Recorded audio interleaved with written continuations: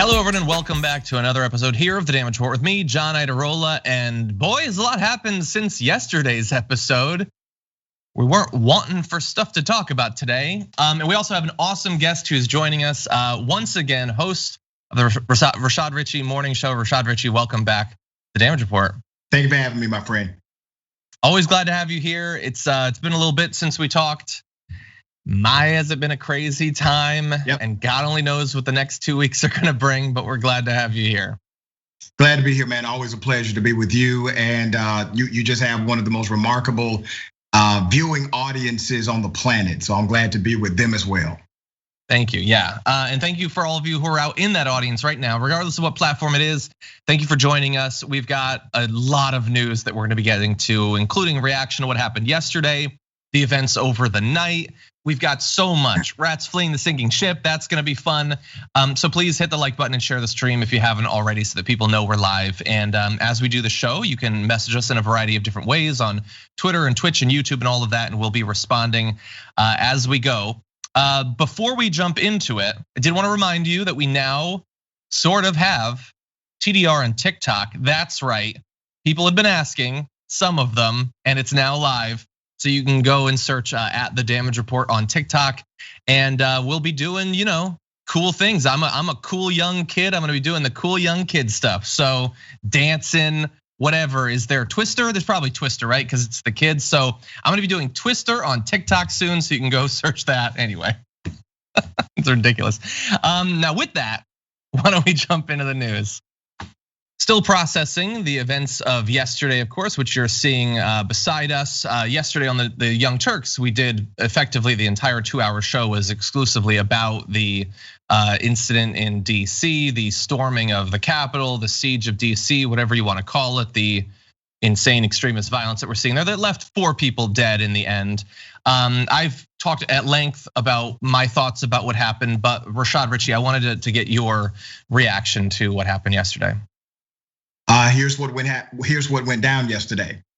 On January 6th, 2021, a group of terrorists who were radicalized by a leader known as Donald J. Trump decided to shut down democracy. And they did this with an intention of stopping the actual certification of a constitutionally mandated process known as a presidential election through the 1877 Electoral College Act. These individuals are not protesters. They are not simply an angry mob. They are in fact domestic terrorists. And I would add this to that conversation. A terrorist is an individual who utilizes criminal violence and intimidation in order to seek a political agenda. That is exactly what these terrorists did. And believe me, if their last names would have been Muhammad, it would have been a bloodbath on that Capitol step. But they were given the benefit of the doubt. And here's something else that I think is important for all of us to analyze as Americans. The government was well aware. Social media was well aware. We were well aware that these rallies were taking place at the US Capitol and capitals throughout the country. Why is it that law enforcement did not have a SWAT team on standby like they did with Black Lives Matter? Why is it they did not have a contingency plan to create a coalition of law enforcement agencies to step in if necessary, like they did when Black Lives Matter protested or the Million Man March was there? There was literally more security for the peaceful Million Man March than it was for these violent terrorists. Exactly, yeah. Like that was the most shocking thing. Like there are some people that were shocked that Trump has violent radicals who support him. That doesn't make any sense to me. Or were shocked that this crowd wanted to do that in DC. I don't think that you get to be shocked about that either. But one thing I think is justifiable to be shocked about is the fact that, as one tweet I saw said, I hadn't known this whole time that the Capitol was guarded by 6 gas station attendants. But there's nobody there. During this massive rally, Trump spoke this morning and told those people to march on the Capitol, and they're like, yeah, no, like put Fred and maybe Joe can be on standby, and I think we'll be good. And it's such a lack of preparedness that, right or wrong, like a lot of people wonder if it was intentional. And when they see the video of things like the gates being purposefully opened up to let the protesters in, that certainly seems like they're intentionally giving access. And it's not to say that there weren't cops who, like 14 cops got injured. We can see them fighting and trying to stop the protesters in a number of cases. But we can also see them taking selfies with them and opening up the gates. And it's all highly suspicious considering how dangerous this was. You could have had a member of Congress get injured or killed yesterday. That could have happened. More people could have died. 4 already died. 2 bombs were brought. And the cops have confirmed those were not non-functional bombs. They could have exploded and killed people. And so that they could have actually stolen the electoral college ballots. So thankfully that didn't happen. And there could be other lingering damage that we don't know about yet. And so a lot of people, I think, have very justifiable questions about why the National Guard wasn't there, why the Capitol Police weren't prepared. Was this just being insanely blind to what we all knew was coming, or was it a purposeful thing?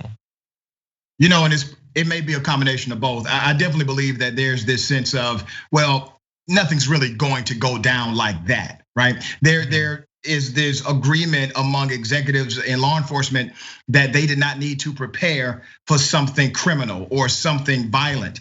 When the truth of the matter is, you don't have to be a gumshoe, you don't have to be Sherlock Holmes to know, based on Twitter, these guys said they were going to do acts of violence. So if I can have access to that information from people who said, I'm going there to do A, B, and C, why is it they didn't take those threats seriously? And I want to remind everyone, roughly 2 years ago, there was a black female having a mental health episode at the Capitol. She was driving her car. Her baby was in the car. They didn't ask questions. They didn't utilize other tactics to stop the vehicle. They put bullets in her and killed her with the child in the car because they said they could not take a risk that she had a bomb or something else was going on. They killed her. No questions, no repercussions. And I'm not saying that cops should go around killing people just to kill them or just because they can. What I'm saying is, you show restraint when the skin happens to be white.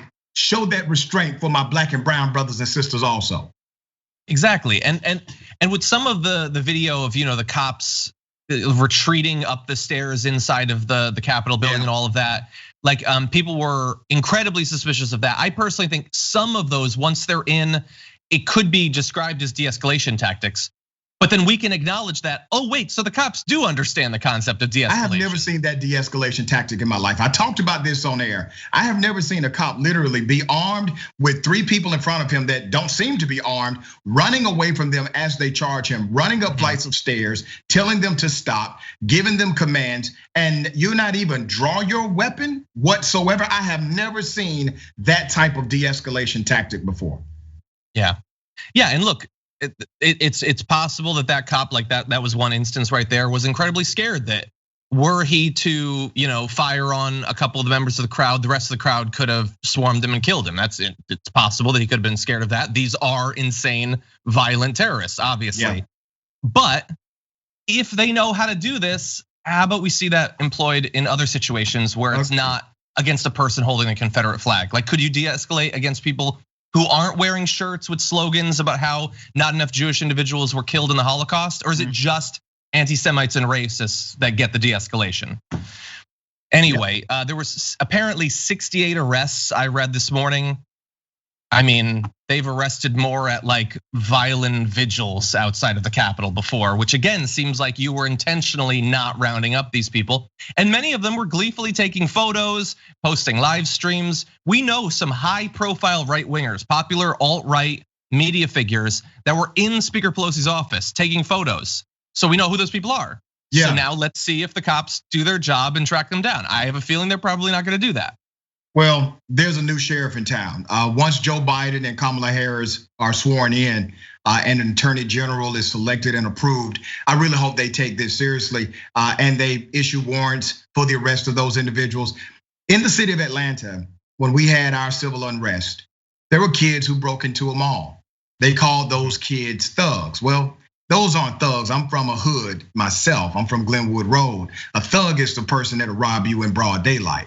These were kids taking advantage of an unfortunate situation. Well, the city of Atlanta, they impaneled a task force and they reviewed these videos and they investigated these kids, and they issued out warrants for every single one of them because they stole a pair of pants. Now, if you can issue warrants for those kids, you absolutely can issue warrants for those who committed acts of violence and terrorism and looting at the Capitol, the US Capitol. Yeah, and by the way, normally at this point in the show, we would show you, what Sean Hannity is saying about this or Tucker Carlson saying about this, but you already know what they're saying about this, and they don't care. They don't care at all. These same people who were saying, like, if you broke a window at Target, you should go to jail for the rest of your life. They're now apologizing for and justifying the action that we saw yesterday. Tucker Carlson did a whole thing about how the only thing that you should be scared about coming out of this is the left, the socialists and communists like Joe Biden using this to take away your rights. They're not at all worried about, and like, if it was actually Antifa that had been breaking down the doors of the Capitol building, Tucker Carlson's head would have exploded. The entire show would have just been dripping red bits. But no, in this case, like half of them are saying it was Antifa, like Matt Gaetz on the House floor last night saying it's Antifa. The other half are proving that they know it's not because they're apologizing for them. If it was Antifa secretly, why are we the ones calling for them to be arrested? And why is Trump saying, I love you, you're very special people? Wait, Trump, no, don't say that. That's Antifa you're talking about. And so they've got these cross signals about they're all sure of one thing. It's that nothing bad happened that the right needs to apologize for. They're just really confused about exactly what the excuse is in this particular case. You remember Trump said, when the looting starts, the shooting starts. And it seems as if that just has selective application, obviously. Yep. And if you damage, a Confederate statue, 10 years minimum, no excuses. Now these people who are looting the Capitol building, I love them. I love them. They're so special. I understand their anger. But remember, they were radicalized. These individuals were radicalized for 4 years by President Donald J. Trump. And it's really interesting when we do a case study of this to understand who these people are. Remember, you have military veterans who are part of this. One that got killed was an Air Force veteran. You have young people who are part of this. This happened because not only of Trump. You see, Trump is more of a symptom. This happened because in order to be a tyrannical leader, you need a team. There cannot be tyrannical leadership without a team. He had a team. He had Mitch McConnell. He had Lindsey Graham, Ted Cruz, and others who were willing to do the unthinkable and protect him every step of the way. And that tyrannical leadership has to now be checked, not only from Trump. I know everybody's saying he needs to be removed. He should have been removed day one after he got sworn in. We've been saying that for 4 years. Now they're saying it and they're resigning, and everybody's saying, oh, enough is enough. Putting out tweets about, this has gone too far. You don't get to apologize on Twitter and think we're going to forget what you did to our democracy. Exactly, yeah. You don't get to apologize when like the packing has already begun for the end of your 4-year term. But anyway, they are trying to do that. And so why don't we turn to that right now, actually, because we got a lot of those. Following the violence in DC yesterday, some in the Trump administration are no longer in the Trump administration, and others are criticizing Trump's complete lack of response. And before we get into this, and we can debate how much, if any, credit any of these individuals get, as of right now, we had yesterday, Trump put out like 3 different statements, like a couple of tweets that ended up having to literally be taken down. The first time I've ever seen Twitter actually take down his tweets. He was then suspended as a result of that. He then put out a video telling the terrorists that he loves them and they're very special people. And then that has effectively been it. The president had been radio silent since then. After the Capitol was looted, he didn't have anything to say. So here is what we've got. Trump officials resigning include Matt Pottinger, the Deputy National Security Advisor, Stephanie Grisham, Chief of Staff to First Lady Melania Trump, Sarah Matthews, the Deputy Press Secretary, Ricky Niceta, White House Social Secretary, Mick Mulvaney, actually, former White House Chief of Staff, Mick Mulvaney has resigned, and Ryan Tully, Senior Director for European and Russian Affairs at the National Security Council. They have now resigned, as well as apparently Tyler Goodspeed, the acting chair of the White House Council of Economic Advisors. And we have heard that Stephen Mnuchin is not. So some are stepping down, although again, remember, the administration is gone bye-bye in 2 weeks. So Rashad, how much credit do they get? Who the F cares that they resign? 13 days left. And I promise you these guys would not have resigned if he had a year left. 2 years left. So they can miss me with it. They resigned because the job is almost over anyway. This is a way for them to save a little political face, or attempt to. The public relations nightmare has gone out of control. But this is the pure definition of chickens coming home to roost.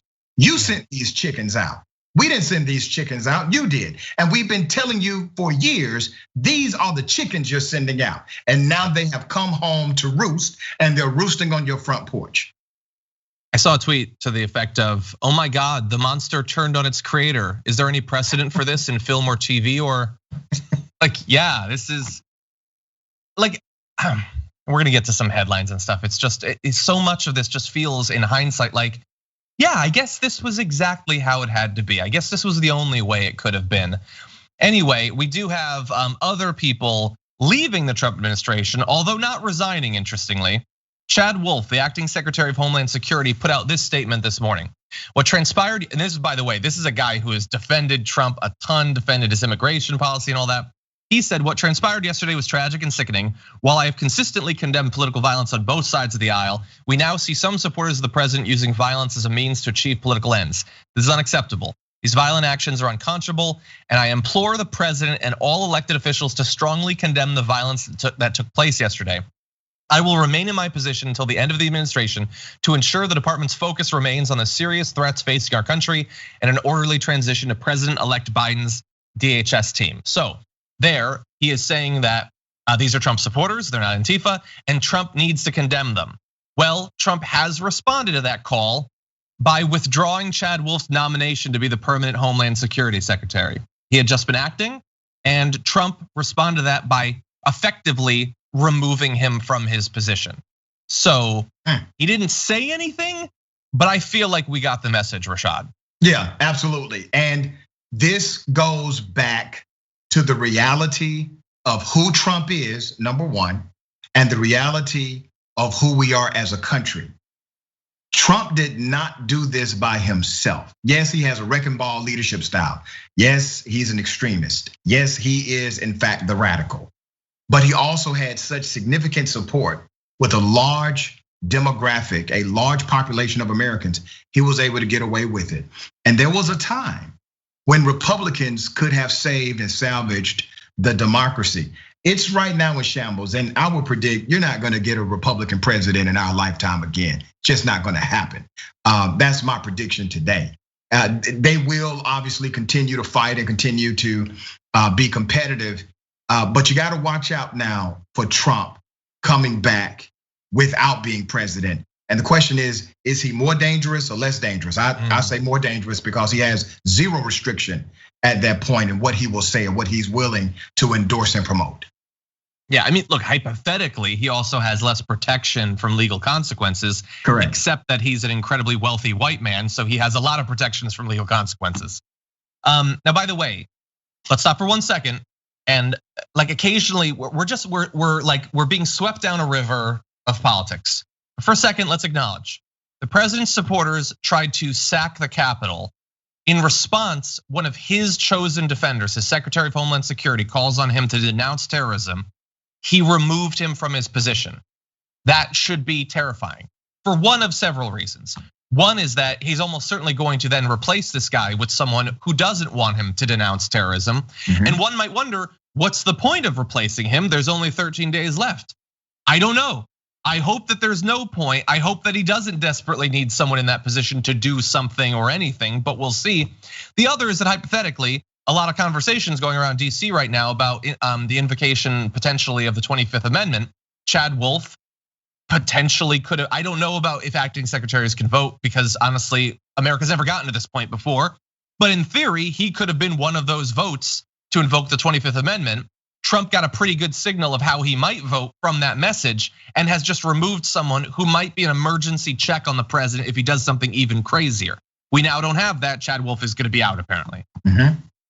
Yeah, and the 25th Amendment never been triggered as far as removing a president. We've triggered portions of it, but not that part.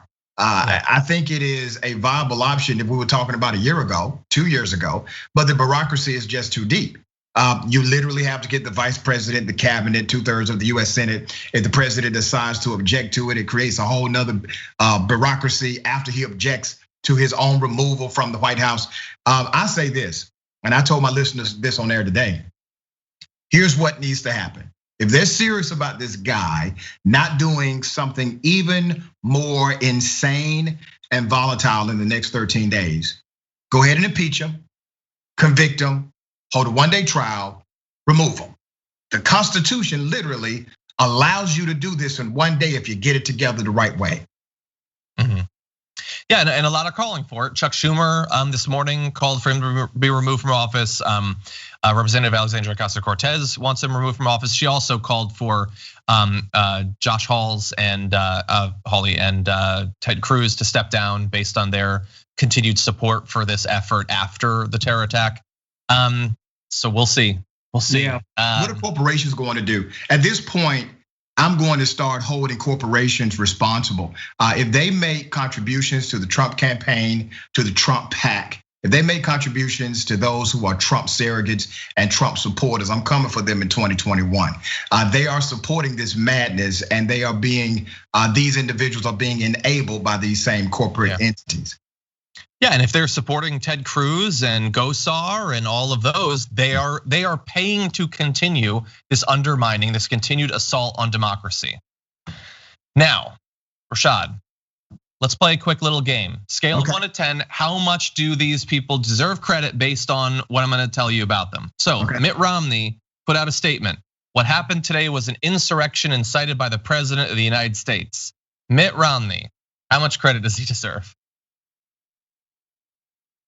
I give Mitt a 5, man. I'll give him a 5. Okay. Yeah. Okay. GOP Representative Adam Kinzinger is, I believe, the first, and I think to this point, the only elected representative on the GOP side who has called for Trump to be removed via the 25th Amendment. He put out a video. He says, and he's a current serving congressman for the Republicans. He says he needs to be removed. It's too dangerous. Get him out of there. He gets a 1 because he supported this madness for 4 years, and now you got down to 13 days. You want to say something like this? He gets a 1. Okay.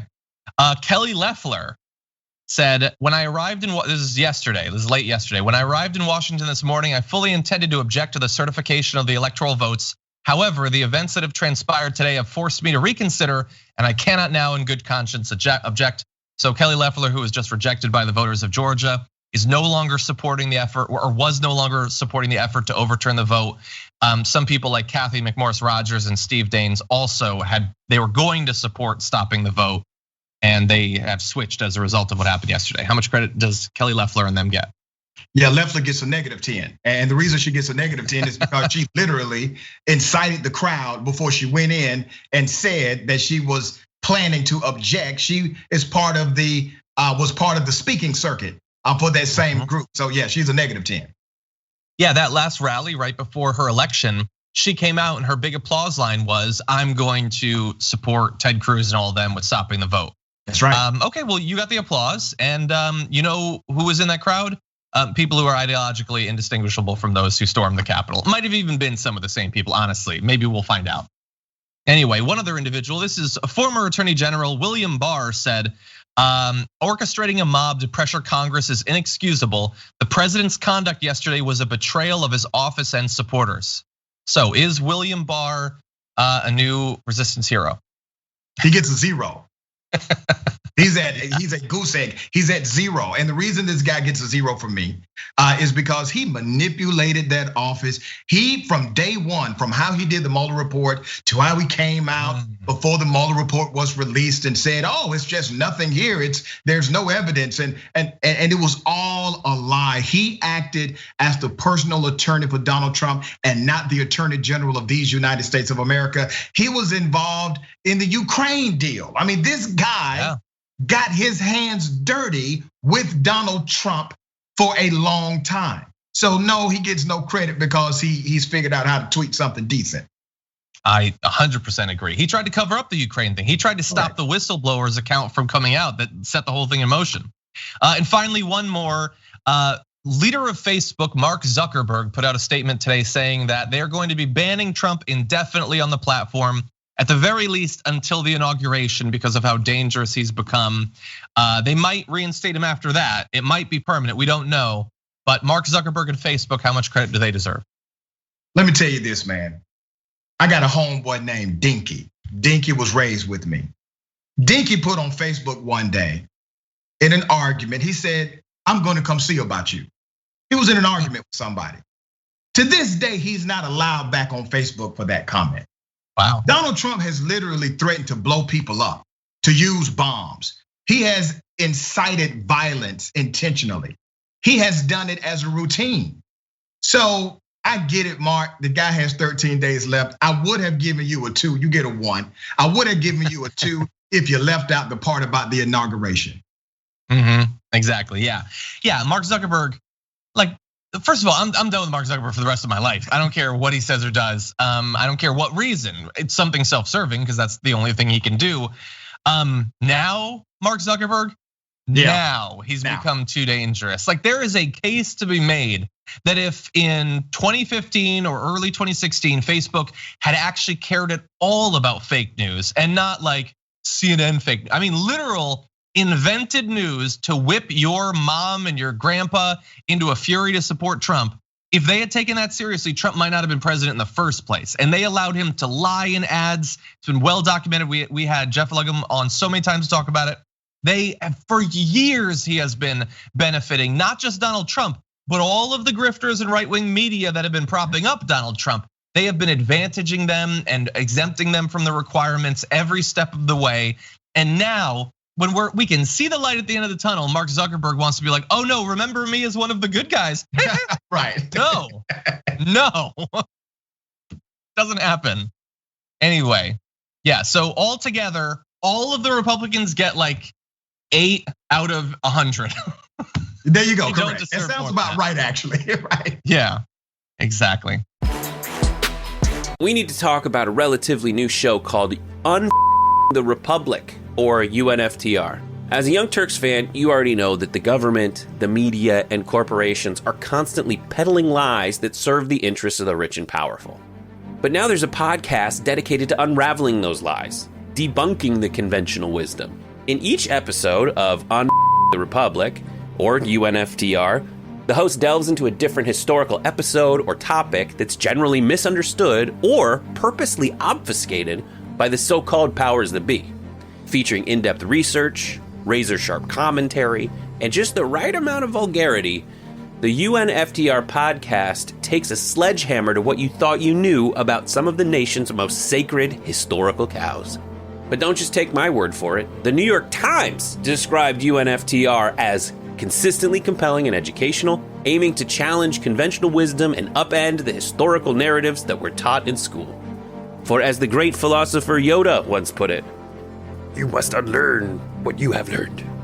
And that's true whether you're in Jedi training or you're uprooting and exposing all the propaganda and disinformation you've been fed over the course of your lifetime.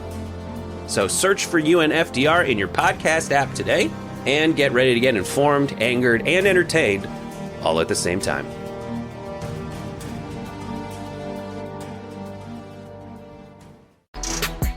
I tried yesterday on the show to do a public service to any Trump fans who were watching this by telling them that despite what they might have heard by all the media that they trust more than they trust God himself, they're not going to stop Biden from becoming president by overturning the vote or not counting electors or sending it back to the states or anything like that. I told them very clearly what's gonna happen.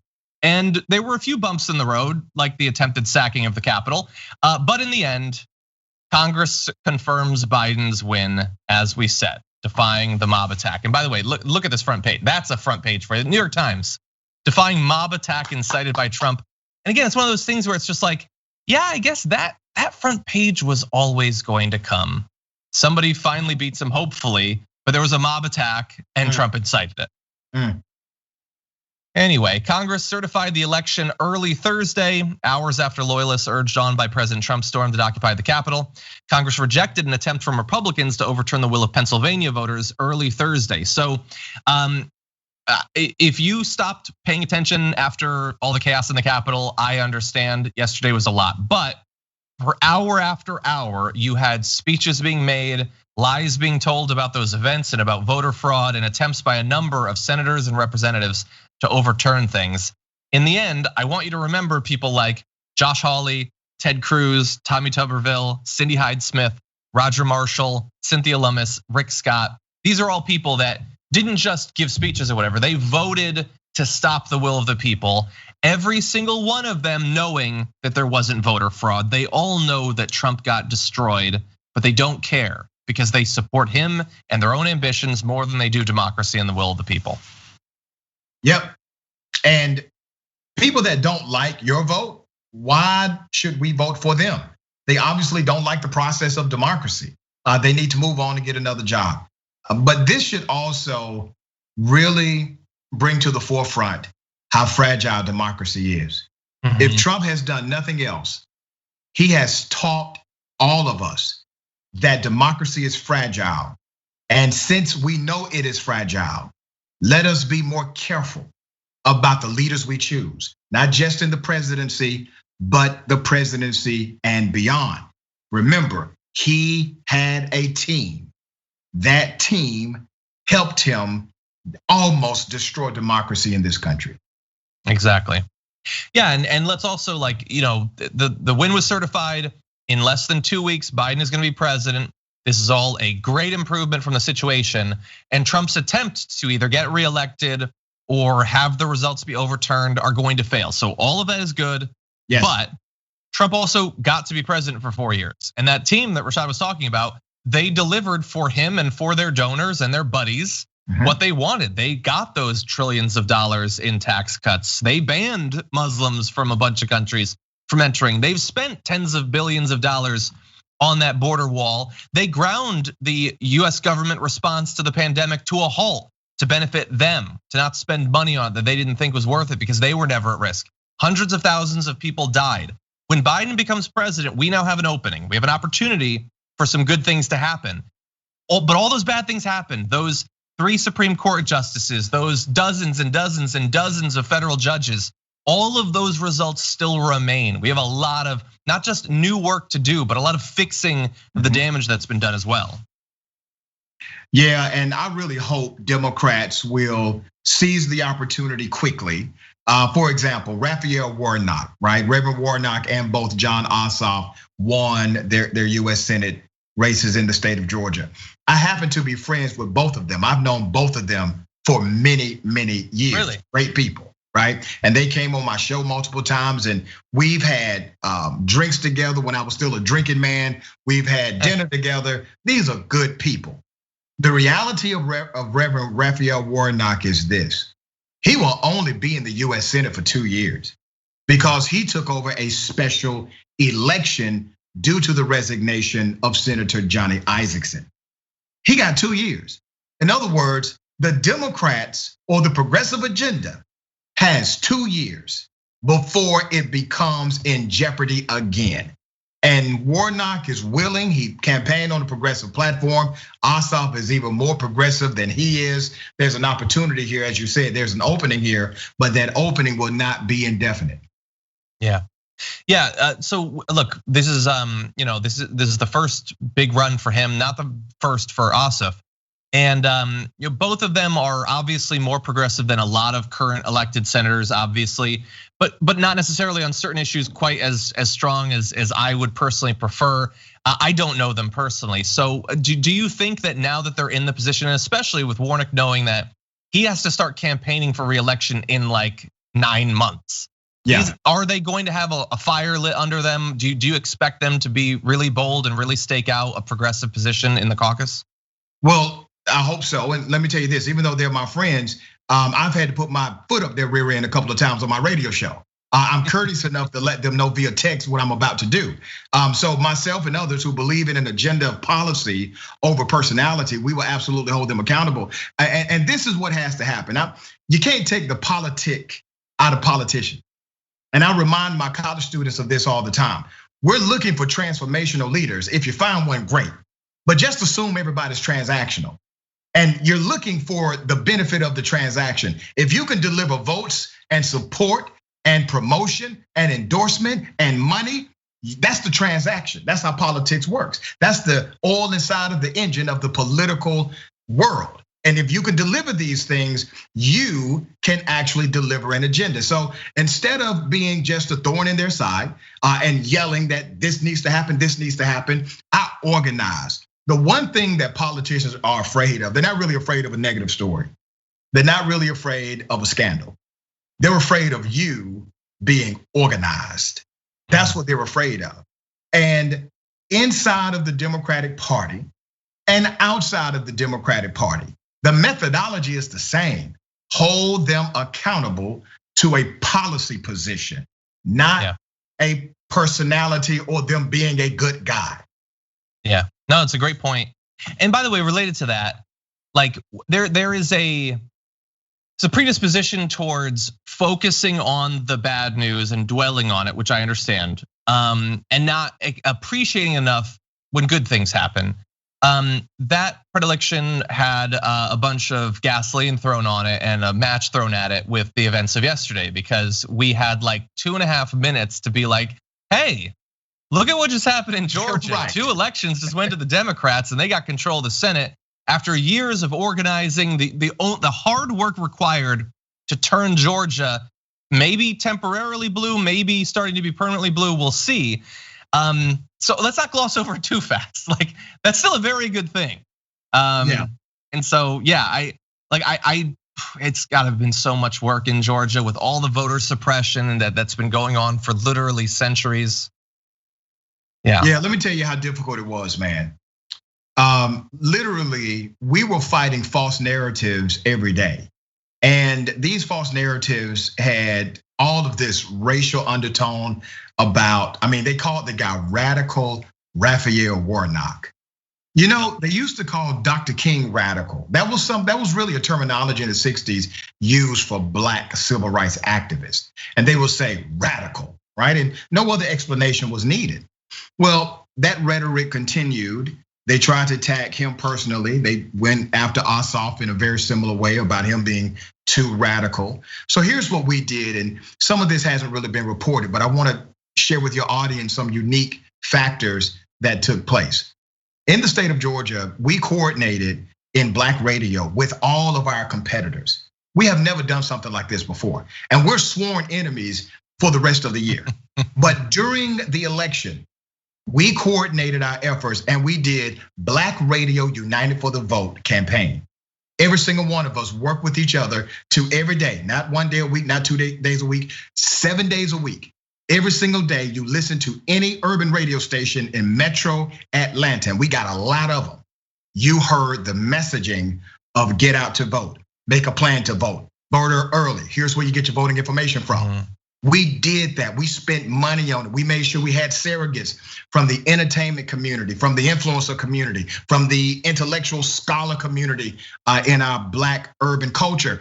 And we promoted it, and that was effective. So what we've learned now is a more informed electorate is a higher participating electorate. Historically, the method was just keep telling them to vote. Just continue to bombard them with emails or robocalls. No, give them actual information and they will do the rest. And that is what we did in this election cycle. Progressives, Democrats, liberals have figured out a new way to do politics in the state of Georgia, and it was highly effective.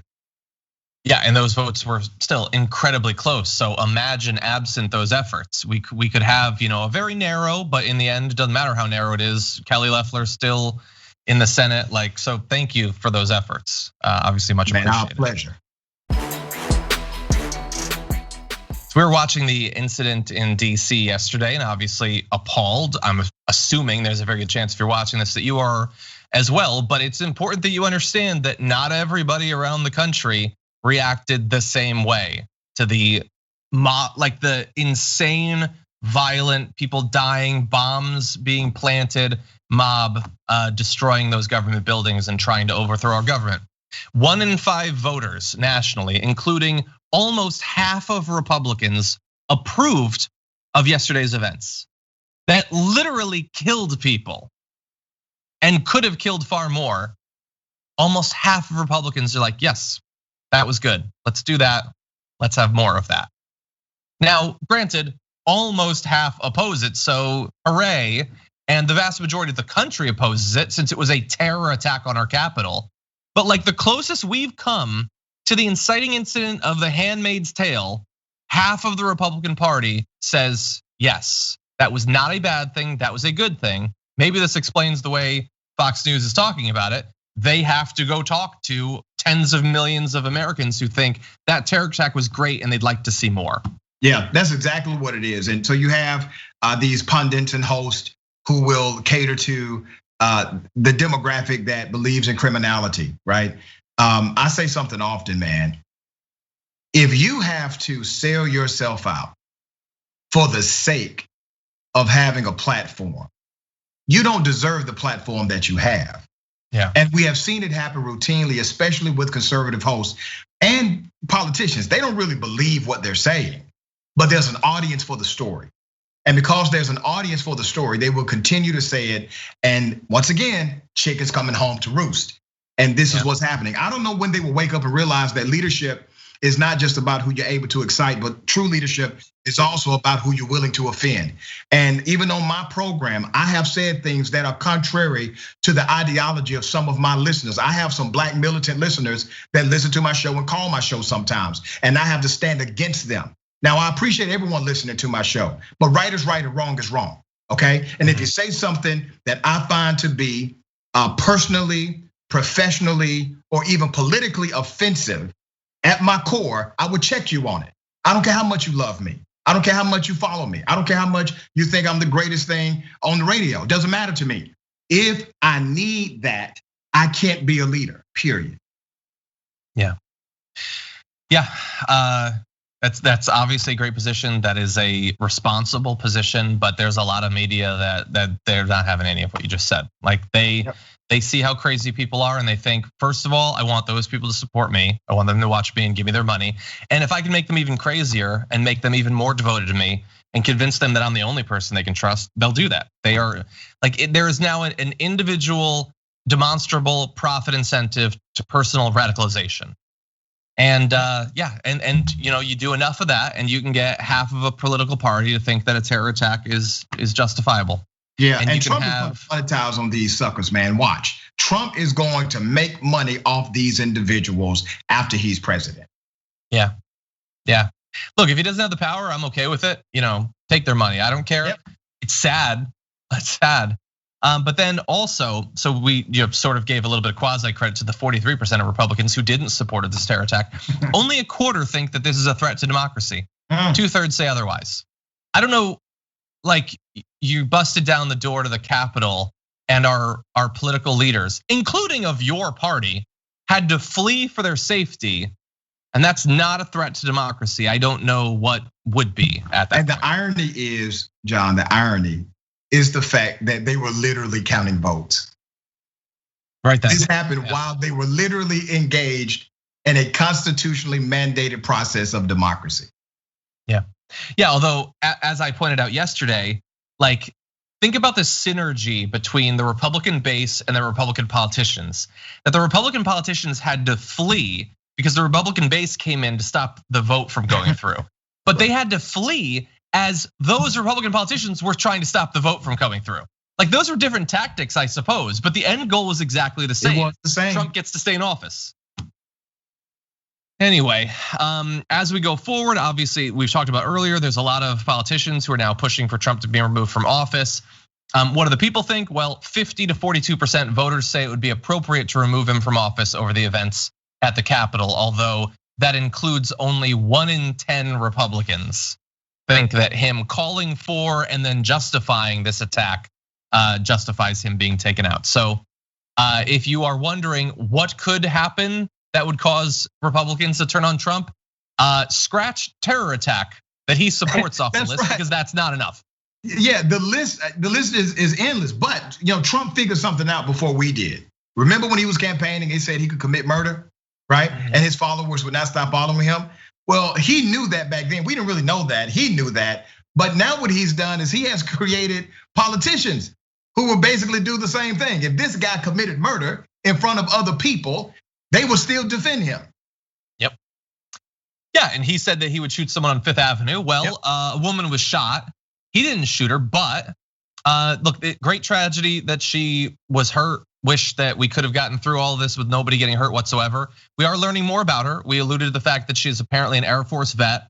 And based on her social media activity, she had been being manipulated by tons of these people, believing these crazy conspiracy theories about voter fraud, retweeting people like Lynn Wood, who are talking about the Democrats being satanic pedophiles and how you need to overthrow this thing and all of that. And so they sent her out and she got killed. And other people died as well. So yeah. But sad, man. It's not enough to remove Trump. The right. fact that he literally addressed those people. There you go. The point is, Trump is not the end all. You don't solve the problematic issues that we're facing here in America just because you remove Donald J. Trump. Yeah. We had just been moving towards this. No charges in the shooting and killing of Jacob Blake. The top prosecutor in Kenosha, Wisconsin, declined to bring charges against the police officer who shot and gravely wounded Jacob Blake outside an apartment building in August, an episode that sparked protests and rioting and made the city an instant flashpoint in a summer of unrest that began with the killing of George Floyd. Mr. Blake's family expressed anguish at the decision not to charge the officer, saying that the video from the scene made it clear that Officer Shesky had acted inappropriately. His uncle said, it's a gut-wrenching experience. This is bigger, greater than little Jake. This is about all the little Jakes. That's why the people keep coming out and supporting us. You know why? Because it could have been them. A lawyer representing Mr. Blake's family said that they will probably sue. We will be looking at bringing a civil action in the near future to seek justice for Jacob. So again, this is one of those bits of news, Rashad, where we can't really be very shocked, but it is unfortunate. Extremely unfortunate. And I think we need to bring this conversation back to the people. Cops are government workers. You mean to tell me that a government worker who has to take direction and order from somebody, that a government worker cannot figure out how to stop shooting black folks in the back? That's what you're telling me. And that every time it happens, the government simply has to say, well, we're not going to charge them with the crime. They may get suspended or fired. That is the unrest inside of the black community and communities that support them. It's not that cops will do bad things. It's not even that cops will sometimes do things that are negligent. It's because these cops are not held accountable. Every other profession, when you're engaged in the profession, you're held accountable to your professional understanding. And I learned something in law school last semester, and it was about your professional conduct. If you're a medical doctor and you screw up a surgery, well, they don't base your level of screw up on if I would have screwed it up. I'm not a freaking medical doctor. They base your level of responsibility on the professional experience that you have. These are professional individuals with a license to kill and training to go with it. So why are they held to a lower standard of accountability? They're not even held at the standard of accountability that I would be held at without the prerequisite training. Yeah, and one wonders, like when that incident happened and this officer shows up there, if that officer had been existing in a context where for the past couple of years, when you shoot someone and kill them needlessly, those cops have gone to jail. If that had been the case, would Jacob Blake have been shot?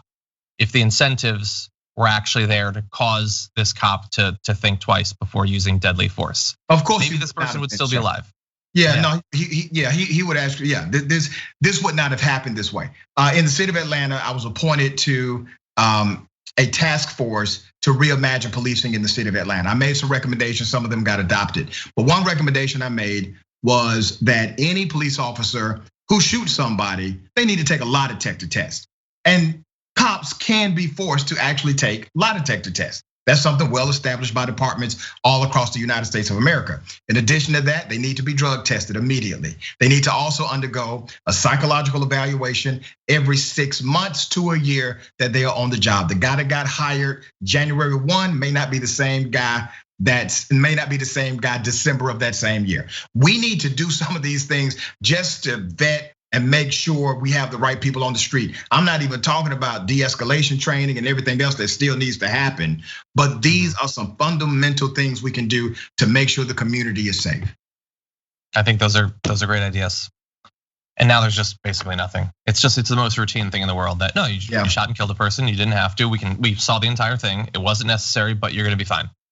And in related news, we didn't get to this yesterday, but Kyle Rittenhouse, who ended up killing a couple of people at the protest that came about as a result of this, pled not guilty. And God only knows how that's gonna end up. I have a pit in my stomach from the fear that he's gonna end up walking free after, again, all that not just that happened, that we can watch in real time and tape. Yep. Yeah. And this guy literally went there to kill somebody. I believe that 100%. He went to a protest, armed, wasn't supposed to have a gun, went there and he killed. The guy committed murder. Yep. Oh man, the news lately. Okay, well, we're gonna go through one more story. We've only got a few minutes left. This one's a doozy. What's that? Hang in there, John. You got it. We're almost there, brother. Yeah, well, thank God you're here, because you're making it tolerable. Okay, here we go. A couple of weeks ago on the show, we talked about reports that were coming out of some places in LA, actually, where rich people, well-connected people were attempting to get very early access to the vaccine in exchange for large amounts of money. And at the time, those doctors were saying, I've had those requests, but I haven't filled them. And so, hey, problem solved, except that even in that video, we said, no, maybe these doctors aren't doing it, but there's no way that in America, if you have enough money, you aren't getting access to that thing before all of us peasants. And what do you know, it's happening. So let's talk about the Morse Life Health System, a high-end nursing home and assisted living facility in West Palm Beach, Florida. They've apparently made scarce coronavirus vaccines available not just to its residents, but to board members and those who made generous donations to the facility, including members of the Palm Beach Country Club, according to multiple people who were offered access, some of whom accepted it. Now, the arrangement, which may have violated national immunization guidelines as well as state protocols, the vaccine doses are allocated to the state by the Trump administration, but reserved for people living in long-term care facilities who are at the highest risk of dying from COVID-19. Top health personnel in Palm Beach County did not authorize the vaccinations of non-residents at Morse Life, according to a health official who spoke on the condition of anonymity because they were not cleared to discuss the issue and probably would have faced some sort of repercussions, because this sort of thing, Ron DeSantis has done the wrong thing every step of the way when it comes to the pandemic, so God only knows what his position would be on this. But anyway, we've got a few more details we can potentially get to, but Rashad, at least in this case, people who've donated large amounts of money are getting to skip to the front of the line ahead of even the people living in those nursing homes to get access to the vaccine. Rich people being corrupt and getting an advantage that others do not. This is the most shocking thing I've ever heard. I've never heard of such a thing. Wow. Yeah, man, it is not surprising. And obviously, this is just a microcosm. I'm sure that there's a whole lot more of this going on in the United States of America and beyond. But the bigger issue is the fact that we have made the dollar God in this country. And we're taking that infectious mentality to other places as well. And you see this lack of care, this lack of transparency, all of this corruption because of what money not only does to a person, but what a money can do for a person. And that's what happens in a societal structure that says capitalism is at the top of the order for your life. Yeah. No, I mean, my response is exactly the same as your first. Like, oh, shocked that they're getting it. But yeah, like Elon Musk isn't waiting until June. That's just not a thing. Right. And I don't know, considering all the other vaccine news that I'm hearing, I guess the silver lining is, hey, somebody's getting access to it. That's good. And hey, somebody actually wants to take it, because a lot of the news I'm getting is even nurses and doctors in some places aren't taking it because of God only knows what, or doses are being wasted because some pharmacist who believes in anti-vax conspiracy theories is purposely leaving it out. I guess at least somebody's taking the vaccine, so maybe that's progress in America. And I feel it is progress to some level. It's funny, man. My producer at the television, the news television show I work for, came to me about maybe a month ago. And he said, hey, Rashad, you're a local black leader. Would you mind taking the vaccine on live television? I said, hell to the no. I'm not going to take that vaccine until, and I may be selfish here, until I see what it does to other people. So if I got to look at what's happening with the rich people, I'll look at what's happening with the rich people. I have a healthy distrust for the government. I just have that in my heart. And I know everybody doesn't feel like I feel, and that's fine. I'm not telling you what to do, I'm just telling you what I'm doing. This is one of the most difficult decisions I've had to make in a long time, because I want to be the responsible individual and lead people to this place of safety. But at the same time, I don't want this to be a Tuskegee. And that's a real battle inside of me. But like, if you're waiting to see how it affects other people, like, so if Elon Musk starts acting weird, how are we gonna know if that's the thing or just his natural evolution as an individual? Listen, if that's the side effect, we're doomed, because we have no idea. Exactly, everything's so crazy, we wouldn't know. All our politicians have been, or most of them have been vaccinated at this point. I mean, God only knows. Yeah. Anyway, I want to skip to the last graphic in this, heads up to the director, because I wanted to remind people, like, yesterday was a darkly historic day, and I get that. And also, the Georgia elections just happened, and that's a huge thing. And the fact that people died in the Capitol obviously is absolutely horrendous, and it's a tragedy. But let's also not forget the pandemic, because according to the COVID tracking project yesterday, 3,793 deaths are reported, making it the second highest date ever. Some other trackers say it's over 3,800, making it the highest day ever. We are like 10 months into this pandemic, and we are still breaking records.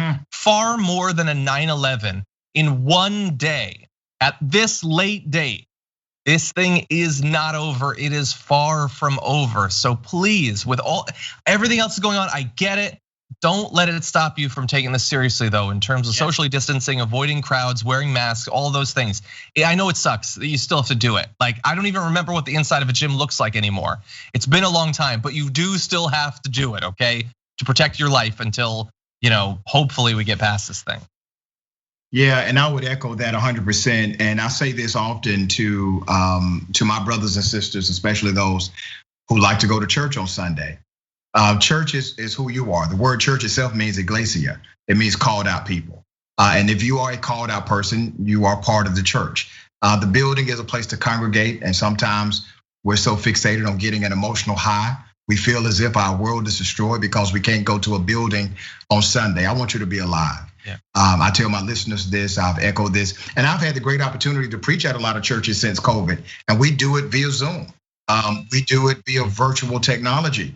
And I promise you, the Bible and the prayers read the exact same over Zoom as they do when you're in person. They do. I think that's great advice. Rashad, as always, thank you so much for joining us. Where can people listen to you? They can listen to me Monday through Friday, 7 a.m. to 10 a.m. on News and Talk 1380 WAOK. You can find that show online at WAOK.com. And also you can listen by downloading the radio app. Awesome. Dr. Rashad Richey, as always, it's a pleasure having you on. Thank you. Pleasure to be here. Thank you, my friend. Yesterday, DC was the site of incredible political extremism as well as violence, with Trump supporters storming government buildings, leaving 4 dead in their wake and a number of others injured. Joining us now to discuss the event and some of what's sprung from it is the politics reporter at the Intercept, Akela Lacey. Welcome back to the Damage Report. Hey, John, thanks for having me. Glad to have you here. So, first of all, like, I feel like with every person I've talked to since the event, first, just what are you thinking when you were watching it happen in real time? What were your impressions? A mixture of just like rage and disbelief that there was not a prepared response to this. Like, it was not news that this was going to happen. We had known about this for weeks, and just watching mainstream news anchors like with a tone of kind of like shock and awe, like just watching this unfold when again, we all knew about this. And I just kept hearing echoes of coverage from this summer in my head where the tone was much more kind of like talking down to people who were protesting and sort of like, more of like a paternalistic tone, and as opposed to this, which we were just like hearing people be like, I can't believe this is happening. I don't know how we got to this space. And it's like, well, actually, like, it's just that the police weren't taking it seriously because they're aligned with the people who were staging this vicious attack on the Capitol. And just thinking back to times, I reported from the Capitol for a couple of years when I was in DC, and thinking about, not being able to walk basically anywhere without getting yelled at by Capitol Police asking to see my badge. Just knowing how strict the security is there and watching this happen was just, it's really disturbing. Which I think everyone is feeling. Yeah, I agree. I don't get anyone who's shocked that the movement exists or that it wanted to do these insane things. But the fact that it got as far as it did, I found to be a little bit surprising. And you have a lot more familiarity with the security there than me. So like, I'm left wondering, like we can see footage like the gates being opened up and things like that. It's all highly suspicious, and the Capitol Police waited a very long time before like sort of directly addressing why this failure occurred. And their initial statement this morning seemed to imply that sure, we knew that there was some sort of First Amendment activity that was gonna be going on, but that this wasn't what that was. But who thought that this was just gonna be a gathering, just gonna be a speech? Like that statement just seems inherently deceitful to me. I mean, we watched the Capitol Police we watched police in DC like tear gas protesters for being blocks away from the Capitol and from the White House, earlier this summer. So I think, people know that the Capitol Police are, they're not necessary just because they're a different police force. Like we don't have different expectations from them that we do from other types of law enforcement. But at the same time, there are thousands of them. We only saw, there's videos of like one or two police officers getting stuck in the Capitol, getting like barraged by these people in the mob. And you're thinking to yourself, like, when I would walk in just on the side door, there's like 10 cops standing at the metal detectors. And so it's like, okay, well, were you guys just were you having coffee? Like, were you down somewhere else, like having lunch? Like what this was hours and hours that this took for them to actually breach the security of the Capitol. So, on the one hand, I'm talking to staffers who are good friends with the Capitol Police and are saying, like this was a traumatic experience for all of us combined. But the question is raised, at least at the top levels of administration of USCP, like, why was there no preparation for this? So yeah, and I think staffers and members on the Hill are asking questions about this too. They're discussing whether to ask for more information from Capitol Police on what happened. Discussing sending letters to leadership to try to get more information on this. Ayanna Pressley announced last night that she was calling on the House Oversight Committee to launch an investigation into what happened. So this is gonna take a while to get to the bottom of, and Capitol Police is notoriously not very responsive to requests for information. And so again, we saw, they didn't put out a statement until midday today, we were trying to call and get comment from them yesterday. So it's just a freaking mess. Yeah. And look, this is almost certainly going into the area of speculation, so feel free to not respond. But based on the reactions that we've seen to many protests, the way that they respond to when two hippies get together with guitars, they come in with batons and gas grenades and stuff like that. When the Proud Boys are destroying things, the cops are like giving them advice and stuff like that. So it is possible that there's just a sort of ideological just warmth there that might cause them to not take it seriously. But some people are concerned that Donald Trump is not just a passive viewer to all of this. He's been calling for this sort of action for some time. To your knowledge, the Capitol Police, the Trump administration is obviously, presidency, White House, all of that. Would they, in theory, have any control over that if they had wanted to tell them to back off or to not prepare? Is there any inroads for influence from Trump or the White House, or is that just so separate that it doesn't make sense to speculate in that area?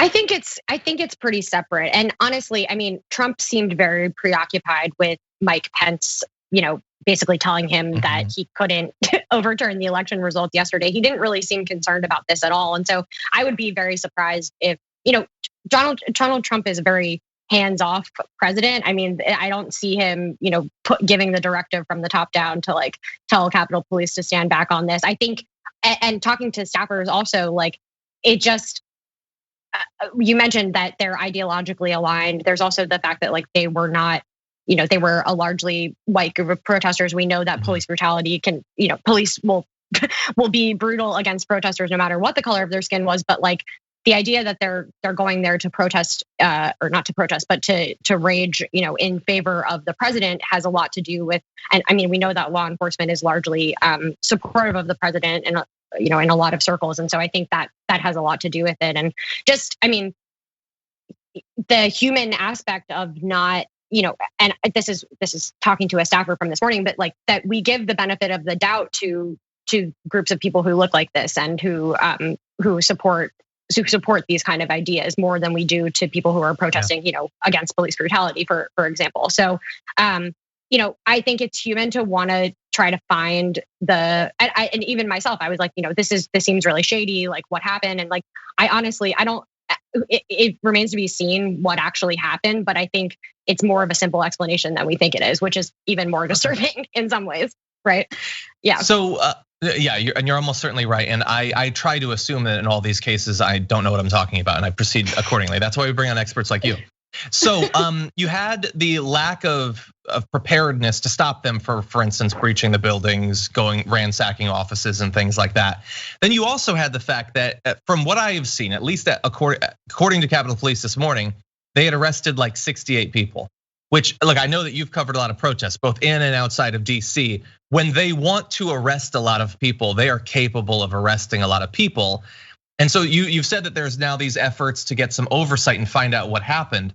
We know that some like prominent alt-right figures, they live streamed themselves from inside of the building. Is there going to be pressure to go and track some of these people down who made very clear what they were doing? Yes, and I mean, I heard that the FBI is now looking for information on this QAnon guy who it has given dozens of interviews already. It's not like these people are hiding, and so it's just ridiculous. Are you talking about the guy with the horns? Yeah, I think so. I don't quote me, but I mean, there is pressure to figure this stuff out. But again, it's like it was all out in the open. So if they didn't care until just yesterday, like I don't think that they're going to put that many resources into tracking these people down. And a HuffPost reporter noted this on Twitter the other day, Ryan Riley, that it's nearly impossible for them to get these people after they allowed them to leave the Capitol. I mean, we watched a police officer escorting a woman down the stairs after they broke the windows in the Capitol. So, I mean, yeah, there's pressure. There's going to be pressure on them.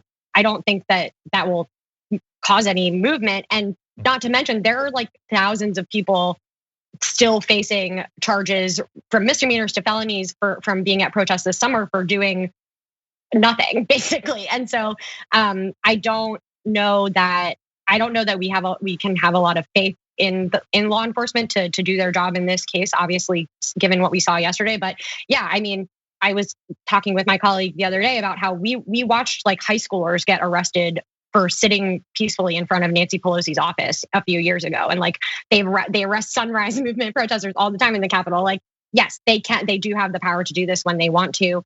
And yeah, when police came out in droves to monitor protests in New York and in Philadelphia and in DC, and seeing just, being in those situations and feeling the fear that you see when you're standing in front of a wall of police officers in riot gear, and then understanding that the people who sieged the Capitol yesterday did not have any fear of that whatsoever, just tells you basically everything you need to know about what we can expect from the the resolution of the situation. Unfortunately, I feel like it probably will all blow over, and once Biden is inaugurated, like, we're just gonna move on. I don't have a lot of faith at this point. That's probably the safe bet at this point. Finally, though, perhaps contributing to the process of blowing over, between today and the inauguration, it's looking more and more like, I guess we don't have a government anymore. Trump is basically checked out, he's done. The Senate is adjourned until I think the 19th, and the House, as of right now, is done until the inauguration. So like they're all sending tweets and saying, hey, maybe we should get Trump out of here. Why don't we remove him from office? But they're all also gone. Do you think that that's gonna stick? Like, or is there going to be an effort to call them back prematurely? So I do know, I was just on the phone with a member of Congress, Mary Scanlon, who said that they are working on a letter to send to leadership right now, asking that they come back on Monday. Members do want to have a little bit of time to recuperate. Yesterday was extremely traumatic for everyone who was involved. And I understand that. I think it makes sense for them to not want to necessarily come back today, but they came back last night. There's still a ton of work to do. And a lot of members are really upset that there hasn't been more of a clear coordinated response today. I mean, Pelosi just gave a press conference and it sounds like they are either going to move forward with articles of impeachment or try to invoke the 25th Amendment. But again, if they're not there, there's not much they can do. So it remains to be seen, but there is pressure on them to come back on Monday. Okay, seems reasonable. I understand wanting to have a couple days off. They conceivably could have been injured or killed. I just saw a photograph before we did this interview of one of the individuals in the Chamber of Congress that had a handful of zip ties, which is the sort of thing you bring when you're planning to take hostages. Who knows? We don't know. It's a chaotic situation, but I understand a little bit of time. But we are still in the middle of a pandemic, and God only knows what's going to happen. That too. I mean, they could have time to pass another stimulus bill or something, or members want to be there to see, to see the new senator sworn in as well. So, yeah. Totally. Well, everyone watching this, Akela's work is available at The Intercept. She does great journalism on a number of different topics, and we really do appreciate you joining us once again. Thank you. Thanks for having me, John.